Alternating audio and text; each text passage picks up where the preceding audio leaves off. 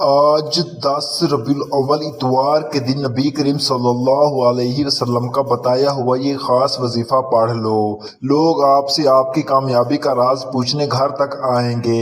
یقین کرنا مشکل ہے، بے شک آزما لو۔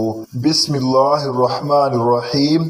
آج ماہ ربیع الاول کی 10 تاریخ ہے اور اتوار کا دن ہے، اور آج جو وظیفہ میں آپ کے لیے لے کر آیا ہوں یہ نبوی وظیفہ ہے۔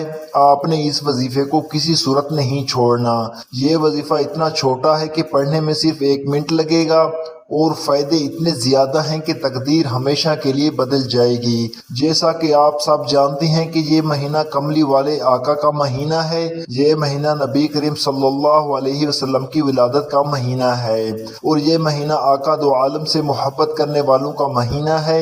اس مہینے میں اگر کوئی بندہ کامل یقین کے ساتھ وظیفہ پڑھے تو آپ خود سوچیں کہ اس بابرکت مہینے میں آپ کو کامیابی کیوں نہیں ملے گی۔ آج کا یہ خاص وظیفہ پڑھتے ساتھ ہی جو مانگو گے مل جائے گا۔ بند نصیب کا تالا کھل جائے گا، ہر ناممکن کام ممکن ہو جائے گا۔ وہ جو سارے عمر نہ مل سکا وہ آج ملے گا۔ ربیع الاول کے مہینے کو عظمت و برکت والا مہینہ کہتے ہیں۔ ہر بندہ جانتا ہے کہ یہ مہینہ کتنی برکت والا ہے، کتنی عظمت والا ہے۔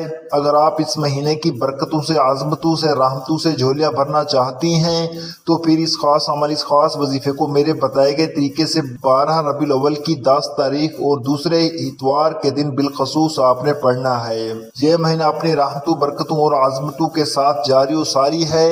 آپ نے اس مہینے کو ہرگز بھی لاپرواہی میں نہیں گزارنا، اور آج کا وظیفہ بھی آپ کے لیے کسی تحفے سے کم نہیں ہے۔ آج میں آپ کو وہ وظیفہ، وہ کلمات بتانے جا رہا ہوں جو پریشانیوں، تنگ دستیوں کا واحد اور آخری حل ہے۔ یہ وظیفہ ہر گھر کی ضرورت ہے۔ اگر آپ لوگ کسی بھی پریشانی میں مبتلا ہیں، کسی بھی بیماری میں آپ مبتلا ہیں، کسی بھی مصیبت کا آپ کو سامنا ہے، تو آج ماہ ربیع الاول کی 10 تاریخ اتوار کے دن یہ خاص وظیفہ پڑھ لو۔ تو آئیے ناظرین، اب ہم جان لیتے ہیں، لیکن اس سے پہلے اگر آپ اس چینل پر نئے ہیں اور آپ نے ابھی تک اس چینل کو سبسکرائب نہیں کیا تو خدارا اس چینل کو ابھی سبسکرائب کر لیں، کیونکہ ایسے بہت سے اعمال آپ کے حوالے ڈیلی بیسس پر کرتا رہوں گا۔ اب عمل کیا ہے؟ آج 10 ربیع الاول اتوار کے دن کسی بھی نماز کے بعد آپ کو جب جہاں جیسے وقت مل جائے، باوضو مصلی پر بیٹھ کر آپ نے سب سے پہلے نبی کریم صلی اللہ علیہ وسلم کی ذات مبارکہ پر درود پاک پڑھنا ہے۔ درود پاک آپ کوئی سا بھی پڑھ سکتے ہیں۔ آپ صلی اللہ علیہ وسلم پڑھ لیں یا صلی اللہ علی محمد پڑھ لیں، یا آپ نماز والا درود ابراہیمی پڑھ لیں تو سب سے بہتر ہے، کیونکہ درود ابراہیمی کی فضیلت سب سے زیادہ ہے۔ ایک بار ثواب کی نیت سے میرے ساتھ بھی پڑھیے گا۔ اللہم صلی علی محمد وعلی آل محمد کما صلیت علی ابراہیم وعلی آل ابراہیم انک حمید مجید۔ اللہم بارک علی محمد وعلی آل محمد کما بارکت علی ابراہیم وعلی آل ابراہیم انک حمید مجید۔ ایک بار درود پاک پڑھتے ساتھ ہی فوری طور پر آپ نے اپنے خاص مقصد کی نیت کرنی ہے۔ آج جو بھی مانگو گے مل جائے گا، جس مقصد کی نیت کرو گے پورا ہو جائے گا۔ آج بے گھر ہو، گھر مانگو گے تو گھر ملے گا، گاڑی مانگو گے تو گاڑی ملے گی، من پسند نوکری، من پسند شادی کے لیے پڑھ لو، قرض سے نجات کے لیے پڑھ لو، نافرمان اولاد، نافرمان شور کے لیے پڑھ لو۔ آج دنیا کی بڑی سے بڑی حاجت، بڑے سے بڑا مقصد کو ذہن میں رکھ کر بیٹھ جانا۔ انسانی عقل جس کام کو ناممکن کہتی ہے، آج وہ ناممکن کام بھی ممکن ہو جائے گا۔ اپنے مقصد کی نیت کرتے ساتھ ہی فوری طور پر آپ نے ایک بار اعوذ باللہ من الشیطان الرجیم بسم اللہ الرحمن الرحیم پڑھ کر وظیفے کا آغاز کرنا ہے، اور فوری طور پر آپ نے پہلے نمبر پر جو وظیفہ پڑھنا ہے وہ وظیفہ رب کریم کے ایک نام کا وظیفہ ہے۔ یہ وظیفہ ایک ایسا اسم اعظم ہے جسے پڑھنے والا ایک رات میں اپنی ہر حاجت کو پورا کرا لیتا ہے۔ آپ نے پہلے نمبر پر یا وہابو پڑھنا ہے۔ یا وہابو رب کریم کا وہ صفاتی نام ہے جو رزق کی تقدیر کے بند تالوں کو کھلوا کر رکھ دیتا ہے، جس کے معنی اسے بہت زیادہ دینے والے۔ آج ہر کوئی چاہتا ہے کہ وہ جلد کامیاب ہو جائے، جلد گھر کے حالات بدل جائیں، جلد رکاوٹیں بد سے جڑ سے ختم ہو جائیں۔ تو آج آپ نے پہلے نمبر پر یا وہابو کو پڑھنا ہے، کیسے پڑھنا ہے اور کتنی بار پڑھنا ہے توجہ کیجئے گا۔ یا وہابو ایک بار ہو گیا، یا وہابو دو بار ہو گیا، یا وہابو تین بار ہو گیا۔ اسی طرح سے آپ یا وہابو کو اپنے دائیں ہاتھ کی انگلیوں پر پڑھ لیں یا تسبیح کے دانوں پر پڑھ لیں۔ آپ نے صرف 11 بار پڑھنا ہے۔ آپ نے آرام آرام سے دھیان توجہ کے ساتھ اپنے مقصد میں گم ہو کر اللہ کی محبت میں ڈوب کر توجہ کے ساتھ اپنی حاجت کو ذہن میں رکھتے ہوئے صرف 11 بار یا وہابو پڑھنا ہے۔